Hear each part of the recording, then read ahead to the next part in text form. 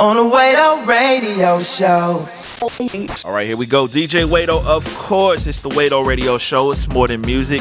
It's ministry. And, man, we have no stranger to the show. A vet, extremely talented singer, songwriter, musician, producer. He does it all. My homie originally from Milwaukee. Currently, he's in Nashville, man. B. Reith, what's up, my brother? What's good, man? Amazing introduction. Thanks for setting me up. Well, appreciate that. Well, you know, we haven't done this in some time, so it's like, you know, we gotta try to do things properly here. You know what I'm saying? Give you your just due, brother. Yeah, bro. Man, I'm glad we got it in. I'm looking forward to this. This is good stuff. Man, absolutely, man. I was a little taken aback, but at the same time, I was excited, man, when you tweeted that new song you put out the other day, and it sounds like, you know, we're getting ready to enter that season where we're getting ready to get some B Reith content, and that's always a good thing, man. So I guess the first question is just what's been going on just the past couple of years, man. I know you've kind of transitioned from, you know, record labels and even management and all of that kind of stuff, man. And so, you know, just what's been shaking, bro? Yeah, bro. I've been doing a couple tours and working on new music, but ultimately, I took a step back in 2013 to kind of refocus, and I was getting burnt out by the constant nonstop grind of just make music, tour, and trying to find the eternal significance and all that, and at the same time be creatively relevant and juggle life and be relevant, but not try so hard to fit in that, you know. So, and because I think I grinded for it was like 5-6 years straight, and it wasn't crazy, you know. I mean, I wasn't putting out an album every year, like, but it was still in for me. I had to kind of like take a step back and really look at this whole thing, instead of just going on to the next thing. And so, yeah, in 2013, I kind of refocused, and I didn't know that it would be a 3-year span of time before I launched into the next step. I was kind of waiting on God to show me, and he did speak some incredible things in that season that will change my life. I mean, one of them was, instead of asking who's going to help me, ask the question, who can I help? And that question led to me working on Christian Gray's album in 2000, at the end of 2013. And it was kind of cool. Like right after God showed me that, Whit called me up and was like, "Hey, you want to write for Christian Gray's album?" I was like, "Yeah, man." You know, and I think I'm still, you know, instinctively selfish, and I'm always saying like, "Who's gonna help me?" Like, you know, it's me first. And so that's something that is being challenged every day, you know, for God to challenge that instinct to be like, all right, it's me first. So, and so also in that time frame, you know, I was touring with like Royal Taylor on the CCM side, and then I was on the Northern Lights tour with Swoop and Chris, and so I was still seeing this diversity of who I am. And as I would write, it was like the span of my audience is so diverse that I really started, I think all of the questions and all the articles that I read and all of the industry discussion, just, man, it was like I was trying to answer 1,000 questions, you know, as I'm writing songs. And some of them are valid questions, but they're paralyzing, you know. So for whatever reason, man, 1 month, 2 months, 6 months, 1 year, 2 years, and there was other stuff in there, you know, life stuff. But for the most part, I just decided like a month ago that I'm moving forward, and God will place that next step. He'll put ground underneath my feet. I've been wanting to know step 10 before I took step 1. And the crazy thing is I've been working on new music. Like I've got songs recorded. But actually like the finishing touch without the master game plan in place has kept me from like pulling the trigger and being like, okay, these are done and we're launching. Yep. So, yep. You know, man, I think a lot of people, I always felt like kind of in this Christian urban scene, but you kind of been a part of a lot of different scenes. You were one of the first dudes that was rapping and singing and doing both exceptionally well. Now, it's, I don't want to say it's the norm, but I mean, there wasn't really a lot of guys coming before you, you know, who could kind of do both those styles. I think when Drake hit big in the mainstream, that really made it okay in the Christian space. But man, you was doing that kind of stuff well before that, bro. wow. Yeah. You know, it's crazy. All we had was Lauryn Hill. Like that was my, right. There was nobody, and I'm glad, because if I came up in today's market, you know, I think Lauryn Hill set the bar so high that it was like, okay, yeah. And I totally agree. You know, when I first started, it's like when you're an artist, nobody knew what to do with you.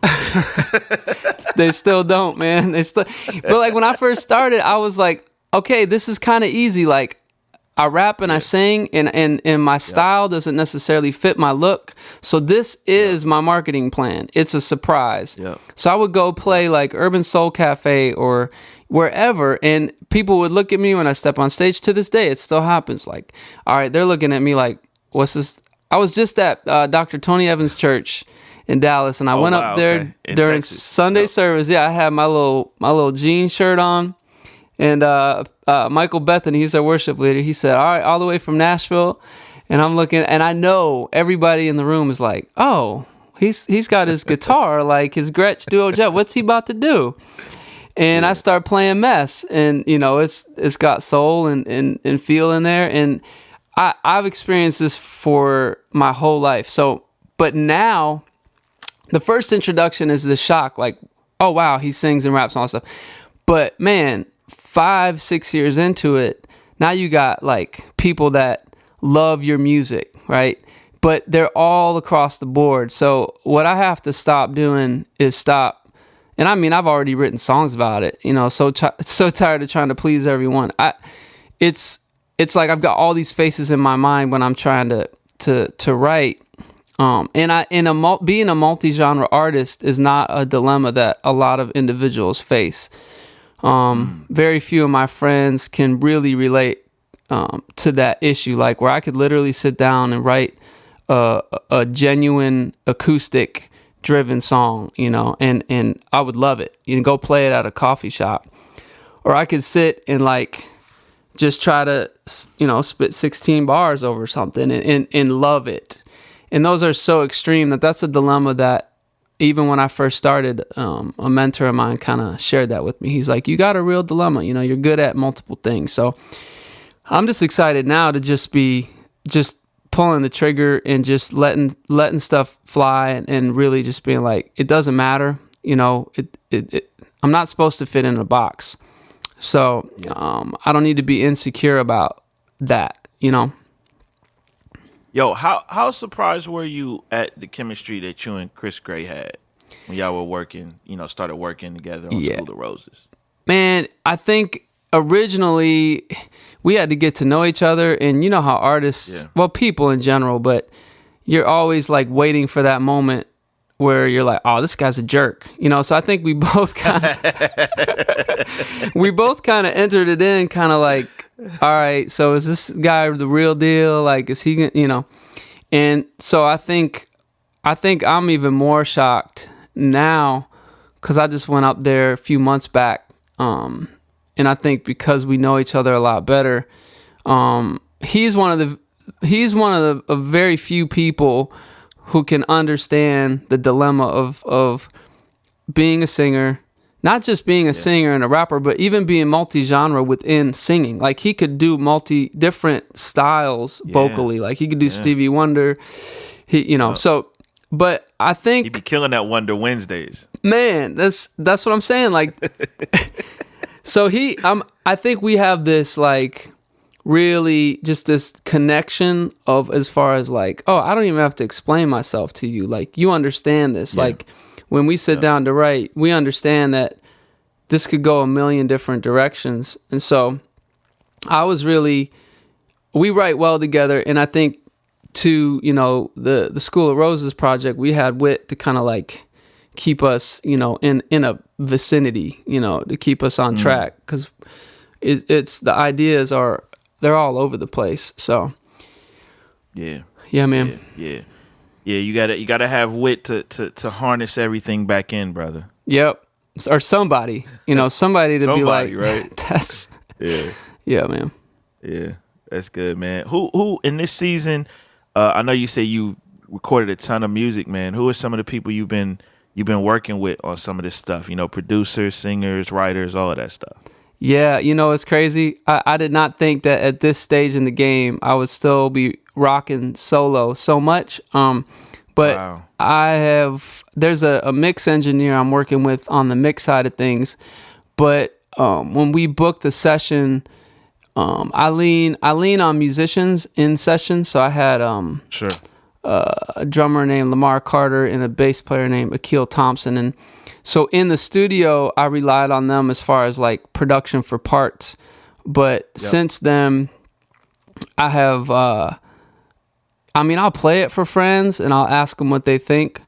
But that's something that I've had to kind of like, for whatever reason, I haven't found that like John Lennon, Paul McCartney, connection where, or Drake has his guy, I forget his name, producer wise, but like 40. Yep.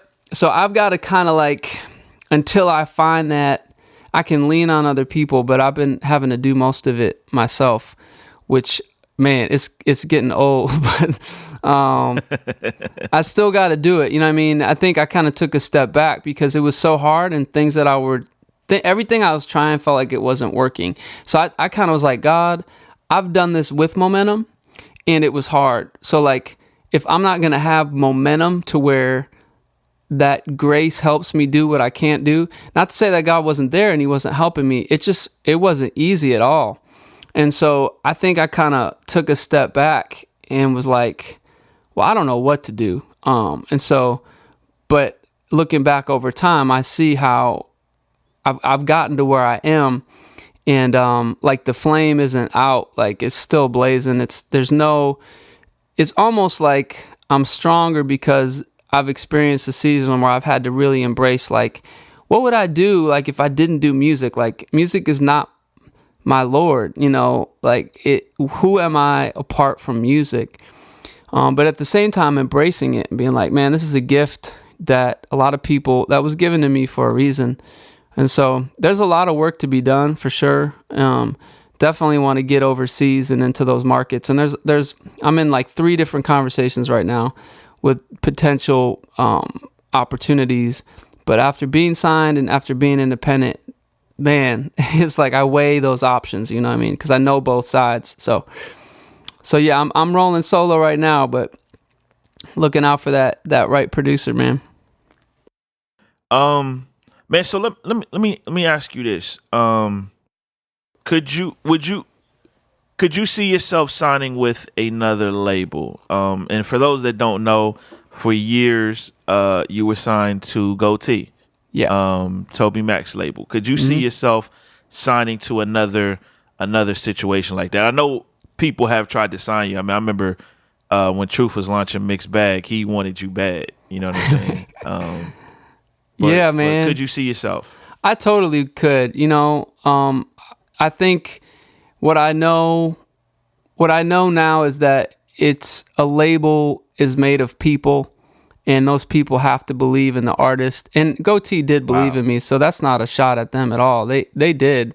But like, I know that it really comes down to the belief that they would have in me, and the willingness to kind of like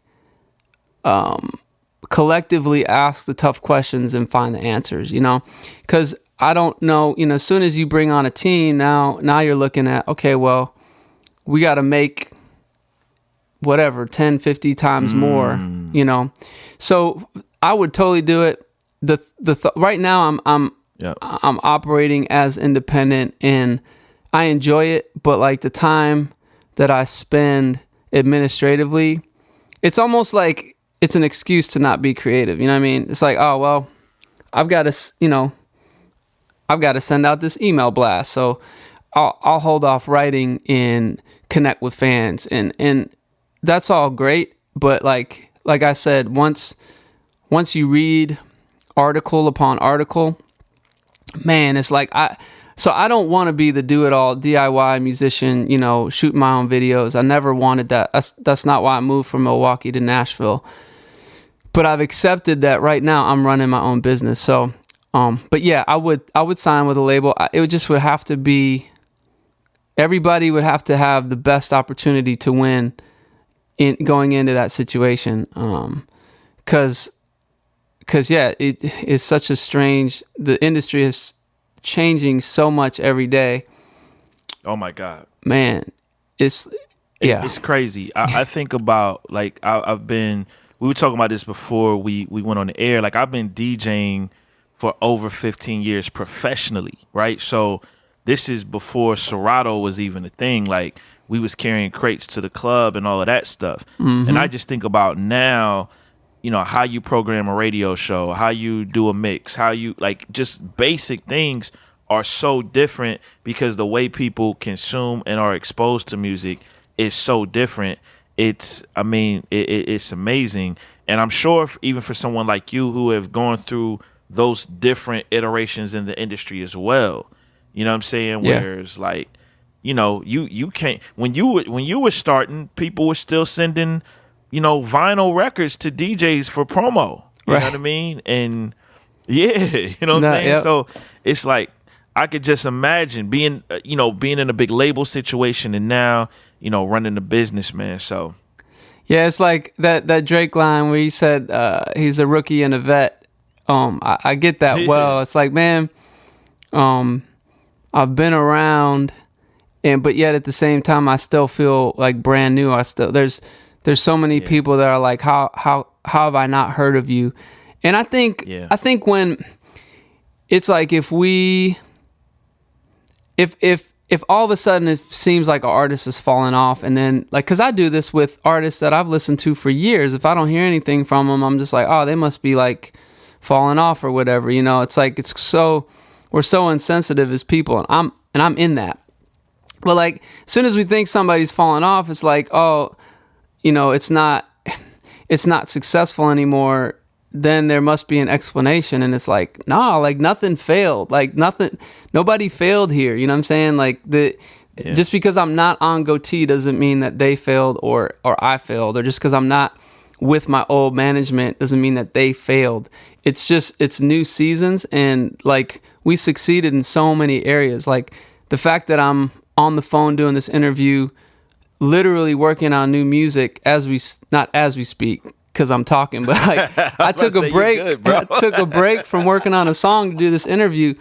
Like that's proof that all that sowing seed and all the hard work I put in as a kid growing up in Milwaukee, and but the challenging thing is, like, it's so saturated right now that, like, you could put out a really good song, you know what I'm saying, but like, to get people to hear it is as easy as it sounds. It's incredibly challenging right now. And so that's a dilemma for a lot of artists to face. It's like I'm getting, I don't want to be defensive, but because like, as an artist, the last thing I want to do is complain about my job and be like, man, it's so hard and this and that, because it's a privilege. But like, I think in today's day and age, everything I see, it's like today's recording artist, singer artist, whatever, is expected to do so much that I don't even know that it's realistic. Like, wow. I think, so all that to say, man, yeah, it's changed tremendously, but I'm here, like, and I'm ready to go. I am. It's just overwhelming. If you sat down and if I put out on the table, like, okay, here's all the stuff that needs to be done. Like, all right, let's talk about booking. Let's talk about promotion. Let's talk about videos. Let's talk about marketing. Let's talk about social media. Hey, by the way, can you write a good song, please, and produce it? All right. It's like, no. So it really comes back to, all right, God, this is simply, I'm a human being on this planet with this skill set, with this talent. And yes, the business is real. And yes, but there are people out there that are ready to hear what I have. So how do I get this to them? And how do I do it in such a way that, yes, this is a smart business. So, but I want to strip some of that down and really get back to that. Like, man, I just want to make great music, and find the right team, find the right home. And I'm in the middle of building that. And I'm excited about 2016 and January in particular, but there's nothing specific like, all right, y'all, here's the date and here's the, definitely keeping that under wraps. But yeah, I really am excited, more excited than I've been in 3 years, So that's awesome. Yeah. I mean, I'll share this with you, man, like a personal testimony, because I'm a DJ, have a radio show, it's syndicated, and I've never worked for a radio station. Wow. And so part of what I've always had to do is the same thing. It's the independent artist grind. And It's like, you got to build the team, you got to build the infrastructure. And one thing that I would say to anybody listening, indie artist, a DJ, whatever it is that God's timing with people, resources, financial resources, and other types of resources is always perfect. Mm-hmm. So I've had seasons where I've literally felt like I'm doing certain things by myself. Like I did my own booking for probably the past year and a half, and it was extremely difficult, but the Lord was preparing me for this season so that I fully understood my business the way I need to understand my business, so that when I did bring somebody in to handle that, we could, you know what I'm saying, like I could better be on top of things than I had been in the past. And so, man, sometimes it's just, not saying that that's you, but I just know for me that was part of the season changing, so. Yep. Yeah, man. No, I think it's like there's a stereotype. As soon as somebody gets signed or whatever, all of a sudden there's a stamp of approval and there's this perceived momentum. But man, until like I'm in this for the long haul, 5, 10, 20 years from now. And that long-term investment, like it might be perceived as like, yo, this dude's killing the game, but man, that shelf life can be short. So I just want to ensure that the investment that I'm making is for the long haul, because I'm not going anywhere unless God tells me to go. So I'm here, Yeah. Yeah.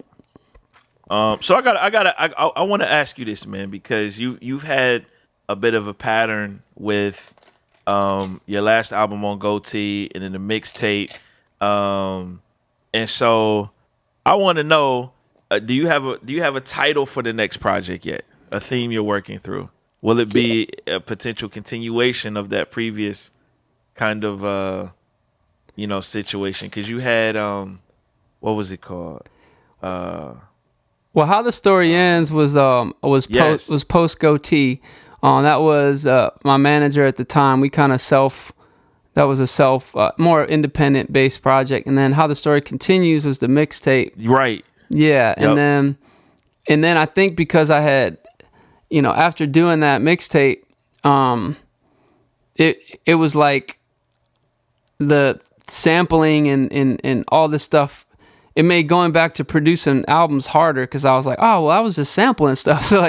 So now though, like I do have a title name, but I'm not gonna share it yet because I'm probably trying to use it is like, the marketing drops here and there, but it's not absolutely it's not official. But stylistically, I can say, what you can expect is it really is. I think hip hop fans might be disappointed. But I'm not worried about that because like it's what I consider is probably some of the catchiest stuff that I've written, and in and around that I can always do hip hop. Like I'm just trusting that what's come out of me in this season, in this process, it is right now. In a perfect world, it would have came out a year and a half ago because I was already, it was all written, and it would just be, I would be on to the next one and the next one and the next one. I think it's been paralyzing because once you wait a year or two now, it's like, okay, and people aren't, this isn't real, but it's a perceived reality. I'm like, well, man, they're going to expect me to come out and kill it. Like, I've been quiet for 3 years, you know, but it's really about songs by themselves. The content is just more about the conflict between resistance and, like, bearing in mind the reality that it is challenging and that it does seem impossible at times, but like there's still a feel good, fun vibe to it. So I'm anxious. I've played some songs live here, you know, past like 6 months, and the response has been great. So I think it's just the thing that shut me down was, man, these songs are good and I can't just put them out. Like, I can't just hit upload and be like, all right, here you go, world. Here's my song, you know, and just expect. Like, I'll put so much work into the music that marketing would be an afterthought. So, not that I want to start to air now, but it is a reality. Like, you know, I can't just mindlessly. You gotta have the right campaign around them. Absolutely, yep. So, for whatever reason, I don't have the answer, but that campaign hasn't come together, and so I am waiting, like I said, on some in the midst of some conversations, but with or without that, like I've decided to move forward. So I'll just believe, you know, and once the songs are out, it's almost like let the people decide, you know what I mean? Like, but they have to come out. I can't like sit here and figure it out. You know, what's going to happen after they come out. So, but yeah, I do have a title in mind, but as of right now, it's more of an EP or more of a single based dropping. I'm not dropping an album, you know, early next year, like a full length. And people might be mad at that, but I'm like, well, you don't pay my bills, so get over it. Y'all don't pay my bills? Get over it. I think people just want good music, man. I don't think they're gonna trip too much, bro. Yeah, no, I really, the moment I'm trying to please people is a moment I will never be happy, because that's impossible. So anytime you have a mission that's impossible, that's like, I'm trying to make people happy, that's not even how God made us to be, you know. Yeah. But I'm excited about the songs. I mean, they have worn off on me, so I've heard them so many times that that, you know, that's the difficulty of writing music, is they're not new to you anymore, you know. So it's like, oh, so this must be some good music you cooking up, brother. Man, we'll see. I've gotten good response. So, but yeah, man, we'll see. That's bro. good, man. Hey, I'm about to bring up a name, a blast from the past, and I just want the first thing that comes to mind. I know who K9. you're gonna. I do. You know, I was about to say K9. There, right? You didn't even have to say it. I was like, K9. Man, first thing that comes to mind is bottom of the ninth. I remember that was the record, bro. Yeah, man. I remember this cat was on MySpace, and I don't even know how I heard his flow. I was like, dude, this cat is like it's like an Ice Cube, but dope. Like, I'm not that Ice Cube isn't dope, but it was like there was this. Yeah. So yeah, I just it's been a while. You know what? Real talk. If you talk to him, nag him, because we did a song together that never came out, and I want to put it out. So I might get in trouble for even spilling the beans, but I'm like, there's no beans to spill. It's been a couple years, so yeah. Tone Jones, I think his name is Tony. He did the beat, so put a bug in his ear and tell him to hit me up. Put an APB out to K9. Man, that dude's from Milwaukee. It was so crazy when I found that out. I was like, how about that, man? Yeah, you know, it's funny. I just hearing you say that, I always thought maybe y'all knew each other from Milwaukee and not knowing y'all. Yeah. you connected with him after you moved to Nashville? This was after. Yeah, I did. I don't know how I saw his stuff, and I looked him up, and when I saw in his bio, I had to hit him up, and yeah, he was working on his album, and I literally just said, whatever you need, I'll produce, I'll do whatever.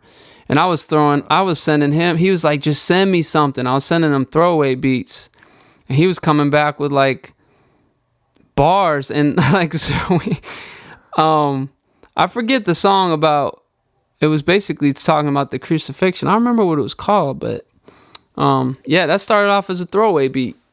And he sent me back like 64 bars, and I was like, oh, well, let me produce that real quick. Yeah, man. Hey, man, so speaking of which, we talked about changing the music industry.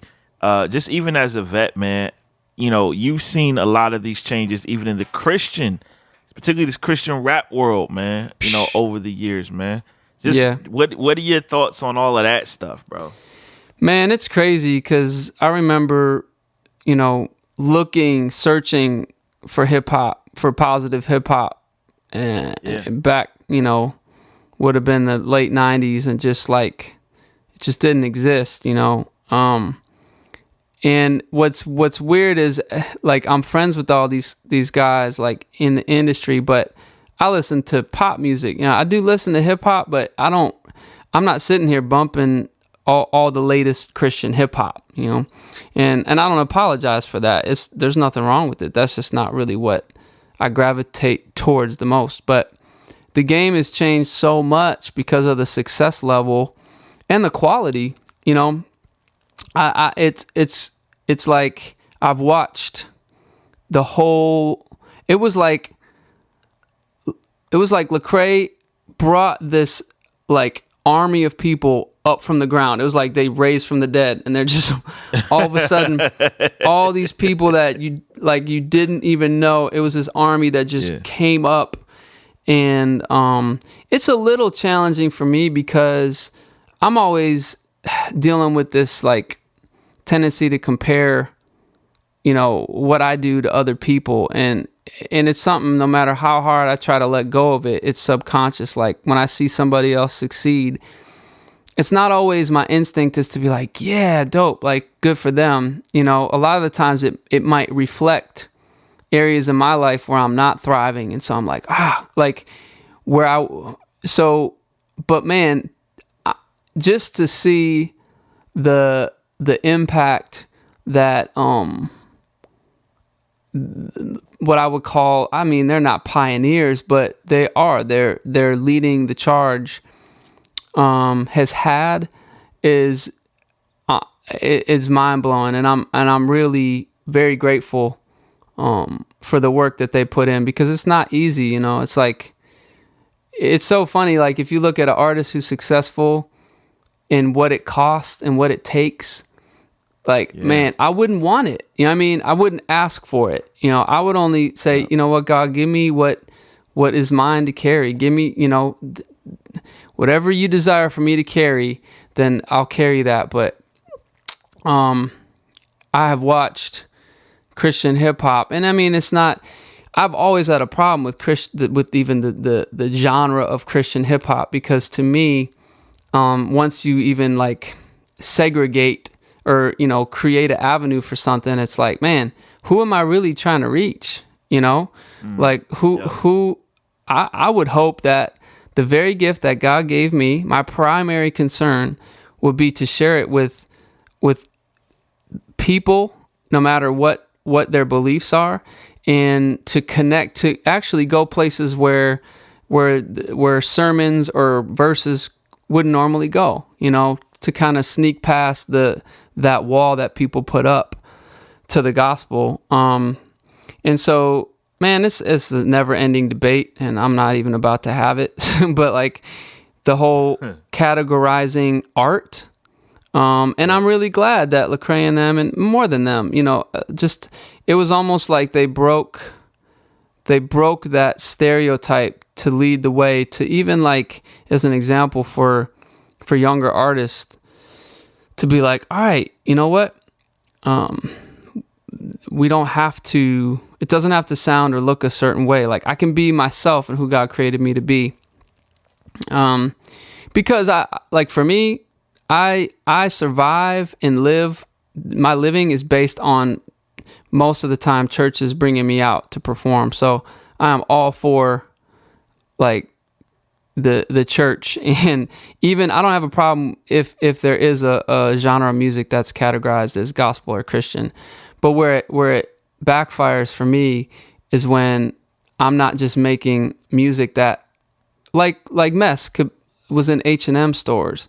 That to me is like, man, that broke past a boundary and entered into places that, you know, if I felt like I had to sound a certain way or talk a certain way, it wouldn't have gotten there, you know. And it still has the gospel in it. Like I'm saying the same thing. It's just not literal, you know.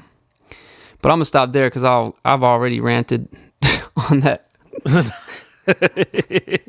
Nah, so I take it even when you were kind of, I guess more so in that CCM space, this sounded like this was something you even wrestled with even then, just because I almost feel like in the CCM world it's even more pronounced. Yeah, I think for me it was a partnership that I knew for that season that what a Christian label and Christian distribution does is they use their channels, and so that was fine with me. Like they let me make the music that I wanted to make, and I am a believer, so the gospel will come out, you know. I mean, I had to pray more. It's so weird, man. Like I got closer to God when I was offered a deal by Virgin Records, because the test of that, I was like, okay, so wait, I'm potentially going to sign a deal with a company who does not care about faith, does not care about Jesus, and like I walked closer to God during that process than I did signing with Goatee, because the reality was like, man, with Goatee, it was like, well, I can trust them. We stand for the same thing. Like we have, at the end of the day, we're accountable to God. We're accountable to each other. Like we all know each other. Like they're not going to do anything crazy. And I won't, you know? And so that channel, I really appreciated, but it was frustrating because I think the biggest challenge is the channels that are in place to reach mass amounts of people are radio, TV, film, all these elements. And radio is a beast. And if you don't have a certain style or genre, that's a tough mountain to climb. So my challenge with being on a Christian label was like, well, how do I make songs that might fit into that channel, but not lose who I am as an authentic artist? Because at a certain point, I might win over a bunch of people with a sound that's not even true to myself, and I don't want to do that, you know? So yeah, that's good, bro. Yeah, man. That's good. It's you know, man, I've always felt like that's been the biggest debate. Like I personally, I don't think there's been too many people that have been like, yo, I don't want non-believers to hear my music. I don't want non-Christians to be impacted by what I'm doing. I think the challenge has always been the how. And you brought up some interesting points, because it's just like, in order to do that as a musician, period, you got to work with people. And then it just comes down to, you know, who can you work with? What level of trust do you have with these individuals? How much do they see your vision? How much of it is a partnership, a true partnership to co-labor in ministry? How much of it is just business? And then how do you use all of that to reach the people that you're trying to reach? And I always feel like, to me, the argument about whether or not we should call it Christian rap or whatever, or that, I've always thought that was the bad argument. And I think the discussion, it shouldn't even never have been an argument, but just the discussion and the sharing of resources should just be, man, how do we go about doing that based on, you know, talent, skill level, state of the industry, all of those types of things, bro? Right. I think everybody's on their own path, and we all have to be careful as to say, okay, well, this is working for so and so. Why isn't it working for me? And that's what I got to do, because it'd be one thing if all I did was rap, and that's all I did, and all I did was want to reach people with an encouraging message. There'd be nothing wrong with that. Like, that'd be awesome. You know what I'm saying? But like, I really feel like the fact that God's given me an ability to sing, and just it changes the game a little bit. You know what I mean? Like, if my greatest influence growing up was a Christian music, and that's all I knew, and that was the style that was in me, we wouldn't have this conversation. I would have been probably figured out a way to get on Christian radio. But side story, just to sneak this in here, because it's a story I'll share for the rest of my life. I'm in DC and I'm at a Wyclef concert, and he asks, does anybody rap? And my friend points at me, and this man's like, and Wyclef is like, all right. And I'm like standing there, like not saying anything. So he calls me up on stage. He's like, I like the shy type. This is Wyclef.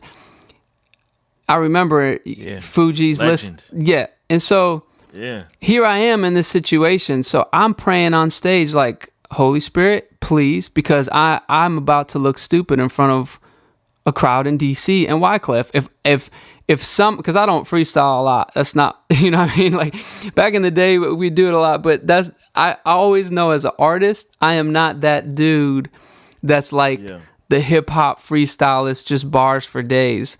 Every now and then I might rip off one. It's like, wow, but here I am like rusty, and man, I got up there, I said, oh Lord. And so I'm thinking in my mind, like, well, what's this moment about? You know what I'm saying? This moment is, what does that moment mean? Clearly, God didn't design me to go on a stage with why, because he did it. It was a Holy Spirit moment. Only a divine God could make that happen. So do I grab the mic and start like preaching the gospel? Do I sneak in the name of Jesus? Like, and it was all I could do. He was like, you got to like take the last word of the bar, the guy before you. So like, when it's so easy to sit around the table and like criticize or say what I could have done better or what they should do better. But like, when you're in the moment, it's like, it's real, and I share all that. It's like, man, if all I did was like this Christian hip hop thing, I wouldn't have been able to have a real connection with people in their environment, on their terms, and for them to just see me as like, we're the same, we're people, I have a savior. And so it's, I don't know. I think I'm even getting lost in my train of thought on that topic, because it's like, it's so, the more time I spend circling and wondering like, well, what am I supposed to say? How can I say it? Who am I supposed to reach? It's really about surrendering to God and trusting the stuff that's coming out of me, and having accountability with it, having a group of people that I trust that can say, you know what, you don't need to say that. Or a lot of the times I think I have a lyric that's controversial. I'll go ask my friend, he's got daughters, and I hang out there all the time. So I'm like, they're going to hear this, and I want, what do you think as a father? And he's always like, man, most of the time he's like, I want them to hear this topic from you, and then we can talk about it, So anyways, I'm going to cut myself off because, bro, I'm just going to keep going. No, man, listen, bro, these are the conversations that we have when the microphones aren't on. Right, right, right. Saying? So, right. I think, man, like, I think that whole notion of, I remember, man, we had a conversation at Legacy Conference a couple years ago that I moderated with a bunch of artists. And one of the things that came up in the conversation was, how far do you like do you take it? Like, what's edgy? What's considered too edgy? What's considered not edgy? And to your point, it's, man, who's likely to hear this music? Who am I marketing it to? Will they get some of these references? Will they not? And it's like, I think that's the biggest challenge for a lot of guys, because look, you know, we bring up Lecrae earlier. You know, Reach Records, a big part of their fan base for a long time, suburban white kids. Right. So when you start to do things a little bit more edgy, and those kids are still listening to the music, like, should you not do that music? Should you, you know? And it's like, these are the things that I think a lot of people are wrestling with. And obviously, the bigger the platform you have, the more people that want to join in that conversation. Right. It's tough, man. Like, on one hand, I'm like, well, I'm a Christ follower first. So that's where my loyalty lies. So if there's ever a question, I'm going to have to err on that side. But then when I look at Jesus and I look at his life that's recorded, I think it's like my perception, we just have a strong influence of all kinds of opinions and beliefs. And, you know, I think for me, if I'm trying to speak a language of today, but still maintain my integrity, I can complain all I want, but that's just comes with the territory. Like, that's like, if you're a pastor, it's a tough job, you know? So if that's what I'm responsible for, you know? And I think I'm a little oversensitive just because, like I do know of kids, like 6-year-olds that listen to my music, that memorize my lyrics, right? So, but I'm not making music for 6-year-olds. Like, that's not. Right. So what do I do with that? And that's where it gets challenging, man. Like, I know, like, even in reference to, I mean, part of my goal has always, as a writer, has been to point out the problem. It's kind of like being a journalist. It's like, okay, here's the issue. This is a problem, but I'm not going to give the solution and tie a bow around it in a 3-minute song, because first of all, the solution, you could have a 6-hour conversation about it and not get to the bottom of it. This is like, but that's not my job as a journalist or as a songwriter. It has to, you've got melody lines, you've got rhyme schemes, you've got like, so I had to like take off that weight of being like, okay, I'm just pointing out the problem, you know, and I have to, at the end of the day, be secure enough in my relationship with Jesus and secure enough in his love for me and his grace for me, but also accountable enough that I have discernment to know, like, all right, saying that, it's not worth it. It's not worth it. Like, it's not worth the consequences. Like, it's just not. But I think, you know, I do like what Ruslan had to say. He was like, man, we were out at Urban Youth Workers, and I was with him and Jay Givens, and he said, man, I would rather have people have to decide whether they love me or hate me and like make up their mind, and I would rather have a strong, dedicated group of people that like love me than have a big following of people who are kind of just like not. It's just they follow you, but there's not. It's kind of like, I mean, it's the same way that Jesus did it. You know, it's like he had his core followers, and then he had a bunch of followers, and he was like, "Look, if you're following me just because I'm giving you food," you know, he kind of made it tricky for him. Yeah, some people are just following because there's a big crowd. Some people are devoted, you know, and you want.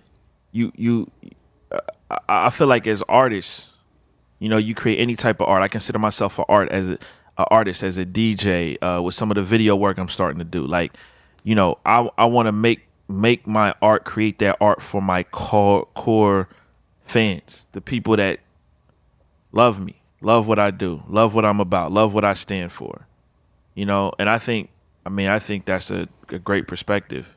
You know, I agree with Ruslan on that. Well, and I think at times he's definitely done a good job of that, of making people like he I don't want to say he's polarizing, but I think to some he is, particularly when he had the whole conversation about cursing in music and all of that stuff.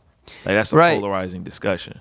Well, and it's crazy. Like for me, putting out this song, "Don't Forget About Me," and just literally putting it out, and send it, and seeing the response from the people that, I mean, that was such a like an incredible process for me, because like the song even has like multiple layers. Like first of all, I'm trying to hold people over till the new music comes out, but inside of the song, it's I'm telling people, don't forget about me. I'm talking to myself, like, don't forget about them. We're talking about our love for music. Don't forget where we started from. And all of that process reminded me of this core group of people that I've been connected to for years. And instead of me trying to figure out a way to like whatever that is, the best way to launch music is like, man, connect with the people that are listening to your music. And I have that dedicated group of people. It just has to be stirred up. So I think if I listen to the people, there's always going to be comments and there's always going to be opinions, and I have to tune that out and just really, really, I mean, this is hard to do, because I really do want to like please everybody. I mean, that's just kind of like an innate desire of mine. I don't want to not please people. I mean, if I had a restaurant, I wouldn't want people to come and be like, yeah, it was whack, like food wasn't good. Like, That's what I do. I serve people with music. I don't want anybody, but at the same time, I would rather focus on who's that group of people that I'm trying to go after. It might be 1 billion people. It might be 100,000. Now this is a business. So, I mean, I've got to answer those same questions that, a restaurant or any type of business has to answer. Just because I'm a believer doesn't mean there's no element of business in this. But it's such a crazy balance. I mean, I've been doing this so long, and I'm still baffled in my mind as to how to juggle the responsibility of bearing the image of Christ and representing him and being an ambassador of Jesus, and also being an artist and like bearing the image of art. And I'm making statements about my life and how I feel, and I'm a human being, and in my humanity, so that's why this conversation never ends for me. It just, I can say though, like when I get an idea, man, and they're divine ideas, and I run with them and I get them out, it's a fingerprint that nobody can ever take away. I mean, once that album's done and it's out, nobody can take away how the story ends. Like that, like, thank God I was able to give birth to those songs and all that work that happened. Those songs will live on, and people can hear them even after I'm gone, and like still that Holy Spirit, that conversation is still going on. So, but yeah, I mean, I love great music, I just really do. So I get inspired by songs that don't talk about God. Like they're inspiring to me, Yep. And then I am. Yeah, go ahead, man. I had this conversation with somebody yesterday on Periscope. On my Periscope, my Bible study, audience of one, every day, Monday through Friday, 9 a.m. So we were having this conversation, and I was telling the guy that I was making the point that Kanye West is an amazing artist, musician. Like, right. I'm a fan of his art. And the guy was like, how can you listen to Kanye West? He's so full of himself, right? Yeah. And I'm like, yeah, you're right. It's there is some elements of pride, but I'm like, look, man, the same God that gave who's a Christian artist I love, Kristen Gray, or B. Reith, or Swoop, or Lecrae, or Thizzle, the same God that gave you guys these amazing gifts that we all love, right, that, I help promote, right, is the same God that gave Kanye his gifts.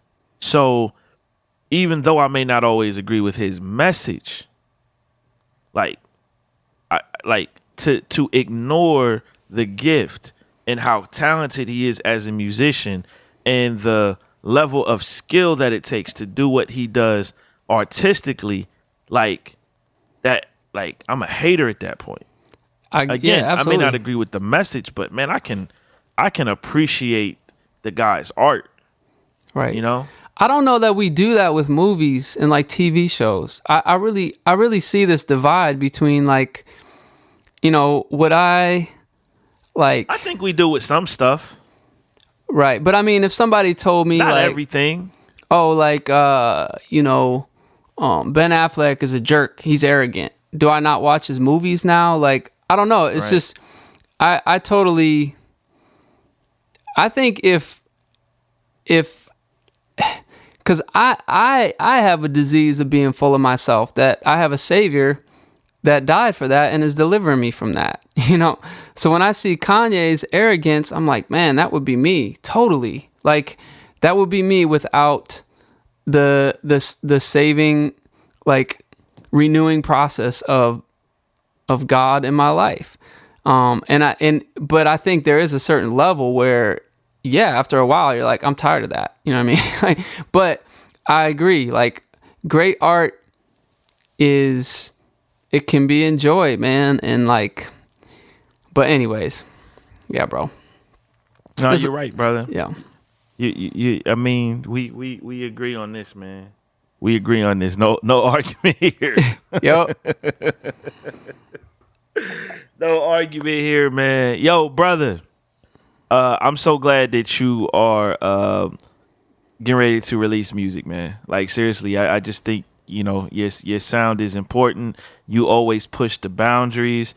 I even like the stuff the record you had with Molly, a few years back, bro. Oh, dope. When y'all were doing that Synergy tour, I just just your range and what you contribute, bro. I just think it's good. It's good when you're putting out music, man.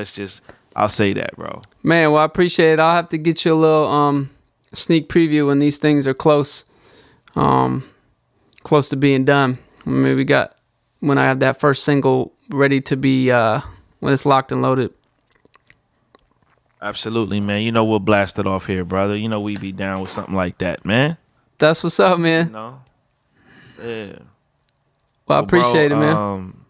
Hey, man, likewise, man. Blessings to you, bro. We'll be on the lookout. And bereith.com. That's the website, right? BREITH.com. That's the website. It's brand new. There's a news section with the new song.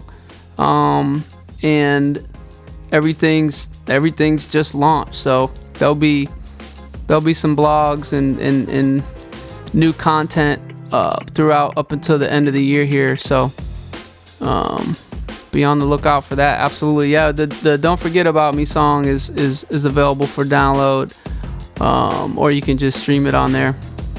Yeah, Belief. Shout out to Belief. Dude murdered that track, man. Annihilated it. So, absolutely, man. Well, thanks for taking the time, bro. Hey, likewise, brother. Appreciate you, man. Absolutely, man. We'll touch base before next year. Yeah, of course. On the Way Radio Show. On the Way Radio. On the Way Radio Show. Where it's much more than music, it's ministry.